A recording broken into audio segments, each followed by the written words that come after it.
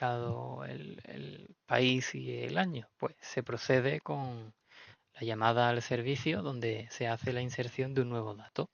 En caso de que tenga éxito, de nuevo se actualizan todos los datos de la tabla para que aparezca este nuevo recurso. En caso de error, se procede como anteriormente.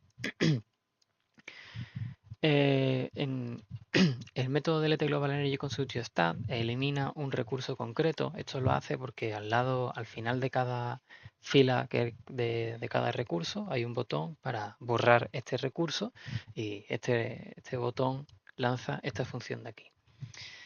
Limpia todos los mensajes. En caso de que el recurso esté mal informado, se informa de lo propio. Esto no debería de pasar, pero por si acaso la base de datos no estuviese bien o hubiese habido algún error, se controla.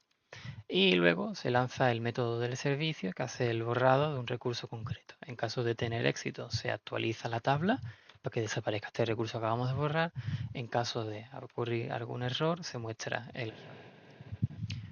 Luego tendremos los distintos métodos auxiliares que se han hecho para mostrar errores y mensajes. En el caso de los errores se muestra un mensaje genérico, en el caso de éxito un mensaje genérico, y la función de clean mensaje lo que hace simplemente es borrar estos mensajes. Y una función, navegate to main page, que esta le lanza un botón que se encuentra, que ya lo hemos visto, el botón que se encuentra en la parte superior, que lo único que hace es realizar una navegación utilizando el router de Angular hacia el root de Global Energy Consumption. Esto en cuanto a la página de stats. Cada recurso, como hemos comentado, tiene todas las distintas columnas, tienen un enlace directo a la pantalla de edición de este recurso. Esta pantalla es la pantalla de detalles. En esta pantalla lo que tenemos es una tabla, tal y como se ha visto en teoría. Bueno, volvemos a tener los dos alerts de éxito y de error, además del botón que navega hacia la página principal. Aquí lo que tenemos es una tabla con exactamente la misma información que en el caso de las estadísticas, solo que aquí todo en los datos aparecería un único recurso.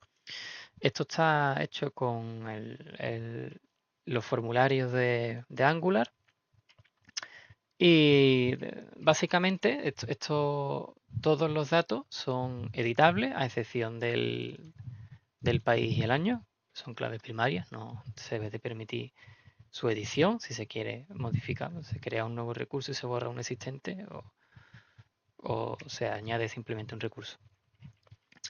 Y el resto de campos son todos inputs que tienen asociado el valor que corresponda a ese recurso concreto, en ese momento concreto. Todos son editables y al final tenemos un par de botones. Un botón que permite la actualización del recurso y un botón de salir que lo que hace es mandarte de nuevo a la pantalla de estadísticas, que es donde se supone que vienes. En cuanto al controlador, bueno, tendríamos lo que es el objeto propio del form group, de los formularios de Angular. Este objeto lo que hace es traerse todos los valores de los inputs que tenemos en la tabla. Nuestra función de carga, lo primero que se hace es se borran todos los mensajes en caso de que existan mensajes. Se obtienen los parámetros country y year directamente desde la URL y se llama al método update global energy consumption stat data. Este método es muy similar al método que hemos visto en el apartado de stat, solo que este, en vez de traerse absolutamente todos los recursos, se trae un único recurso de la base de datos. En caso de que viniese más de uno, cosa que no debería pasar, pero si viniese más de uno, se trae el primero. Si viene un único recurso, se lo trae tal cual. Y ahora lo que se hace es que todos los valores del formulario se actualizan con los valores que vienen de base de datos. De esta forma, esta tabla siempre está actualizada con los valores del recurso en la base de datos. Si todo va bien, se muestra el mensaje de éxito y se llama al detect chain como se ha hecho otras tantas veces. En caso de error, se informa de lo propio. Después tendríamos un método de Update Global Energy Consumption Stat que lo que hace es recoge todos los valores del formulario, Con estos valores se crea un objeto de tipo Global Energy Consumption Stat. Este objeto es el que se le manda al servicio que se encarga de hacer la petición PUT sobre un recurso concreto de la base de datos. En caso de un error, en caso de que se actualice, se llama de nuevo al método Update Global Energy Consumption Stat Data, que como sabemos lo que hace es actualizar la tabla para que tengamos siempre los valores del recurso actualizados en la base de datos. Y en caso de error, pues se informa de lo propio. Y aquí de nuevo tendríamos una serie de funciones auxiliares, una serie de métodos auxiliares, uno que redirige hacia la pantalla de stat, uno que redirige hacia la página principal, el de mensaje de error, el de mensaje de éxito y la función que borra todos los mensajes. Aparte de esto, tendríamos la vista de Analytics, que esta vista de Analytics lo que tiene es, de nuevo tenemos los mensajes de alerta y lo que tiene son componentes de highchart de distintos tipos. Estos son del wrapper propio de Angular de highchart, no se ha usado la API directamente, sino que he aprovechado que existe un wrapper ya implementado específico de Angular y he usado los componentes que este wrapper provee. En concreto tengo dos charts, ahora los veremos. En este servicio, en este controlador, lo que tenemos es el constructor del chart, que esto es propio de la librería esta, del wrapper, así como las distintas opciones que van a mostrar cada uno de los charts. Yo en mi caso he hecho dos, unas para las emisiones de carbono y otra es una comparativa entre energía renovable y energía obtenida de combustibles fósiles. Al inicio, a la carga de la aplicación, lo primero que se hace es limpiar todos los mensajes y hacer una petición que obtiene absolutamente todos los recursos de la base de datos.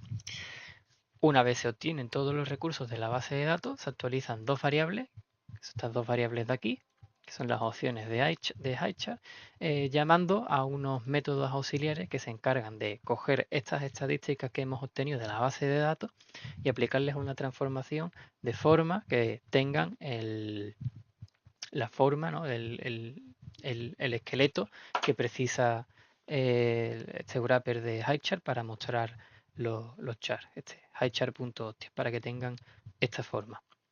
Se muestra el mensaje de éxito y se recarga, se refresca la página, y en caso de error se muestra el mensaje con lo propio y se recarga también la página.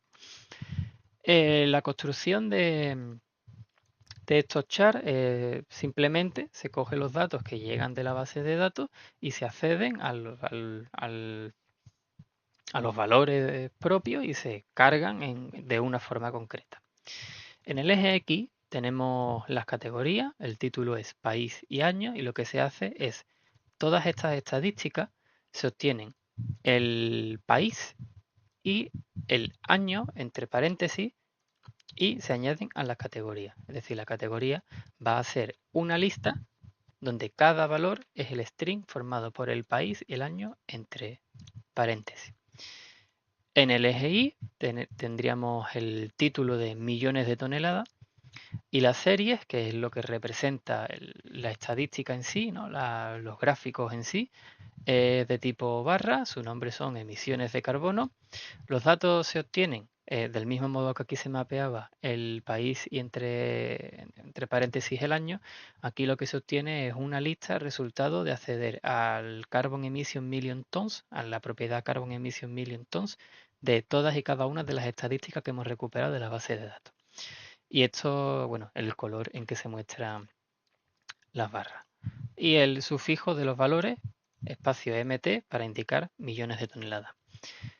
Para el caso de las energías renovables, ¿no? Versus de estos fósiles, ¿no? Versus combustibles fósiles.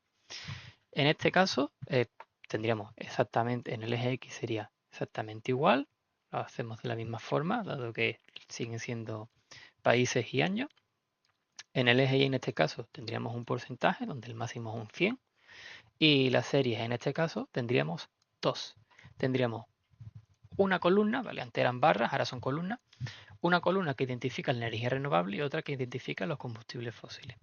Del mismo modo, bueno, estos son los colores que son distintos, del mismo modo que se accedían al resto de elementos, ahora los datos van a ser una lista, en este caso de la energía renovable, del parámetro del atributo Renewable Energy Shared Percent, y en el caso de los combustibles fósiles, Fossil Fuel Dependency Percent, son los porcentajes que indican las estadísticas, ¿vale? Se agrupan las columnas en grupos de A2 y es un porcentaje en el tooltip. Igual que antes eran millones de toneladas, pues ahora es un porcentaje porque estamos hablando de porcentaje. Y los mensajes tipo, los métodos que vienen siendo habituales, el del error, el de éxito, el de borrado de métodos y el de navegación hacia la página principal. Y lo último que nos quedaría por ver sería las integraciones. Las integraciones tienen el mensaje de error únicamente y el botón, como viene siendo habitual para navegar hacia la página principal. Después tendríamos 3 secciones. La primera sección es la de Dragon Ball API. Se indica la documentación oficial. Luego tenemos un input donde puedes, de tipo number, donde puedes poner un identificador numérico, 1, 2, 3, etcétera. Y se hace una petición que obtiene el personaje de Dragon Ball que está en esa posición en esta API, ¿no? Y luego todos los datos, bueno, todos los datos no, hay una representación parcial del personaje de Dragon Ball, porque si no serían demasiados datos para mostrar, sería una tabla muy grande y tampoco creo que sea cometido de la asignatura de generar tabla gigante. En caso de que tenga éxito, este objeto tomará algún valor y aparecerá la tabla donde podremos ver la información del personaje. Para el caso de la API de Chuck Norris, esta API lo que hace es devolver factos aleatorios de Chuck Norris que son divertidos. Documentación oficial, un botón sobre el que pulsar para generar otro nuevo facto aleatorio y exactamente la misma estructura. Cuando este objeto tenga valor, aparecerá la tabla donde se muestra una información respecto a ese facto. Por último tendríamos la Pokémon API, que es exactamente igual. Documentación oficial, una breve descripción de cómo funciona, un input para poner el nombre de un Pokémon, un botón para inicializar la búsqueda y una tabla donde se muestran los datos del Pokémon. En cuanto al controlador, sería muy similar al de estadística. Tendríamos un método getDragonBallCharacter, que este es el que se lanza con el botón para obtener el personaje de Dragon Ball. Llamaría al método getDragonBallCharacter del servicio de integraciones externas. En caso de tener éxito, actualiza esta variable. En caso contrario, la pone como un define para que desaparezca la tabla, dado que si no aparecería una tabla vacía. Y siempre llamando al detectChain.